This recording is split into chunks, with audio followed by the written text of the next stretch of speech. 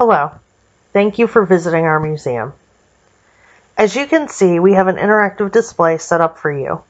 I'd like to give you a little bit of background on the Battle of Falling Waters. Local historian and author Gary Gimble supplied us with information you will encounter today. Much of our information comes from his published works in the Berkeley Journal and his Blue and Gray magazine article, The End of Innocence, The Battle of Falling Waters. We also used information obtained in the book Inventing Stonewall by Wallace Heddle. We're going to go back in time for a few minutes. Imagine you are just waking up on the morning of July 2nd, 1861. Your life is routine. The war hasn't touched you or your family. You know what's happening, but so far your life remains the same. The day promises to be a hot one, and your chores are calling you. Just as you begin your day's work, you hear rumbling in the distance. You look to the south and think, rain. We certainly need it.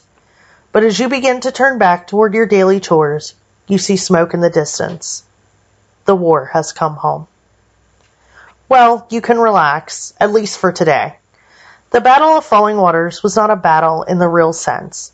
It was little more than a skirmish and would not have been covered had it happened later in the war. The battle lasted about 35 minutes and involved 3,800 Confederates and 14,000 Union soldiers. Of those involved, only 5 were killed and 25 wounded in total. The only damage from the battle was to the barn and home of William Porterfield. The original barn, which was burned during the battle, was across the road from the house and slightly north.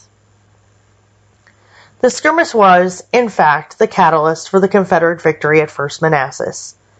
This was due to Union General Patterson's failure to keep Johnston and Jackson's troops in the Shenandoah Valley. Johnston and Jackson's troops were never again confronted by Patterson's regiment. They slipped out of the Shenandoah Valley without another whisper of conflict. It solidified Jackson as a hero later on, and Patterson as a failure.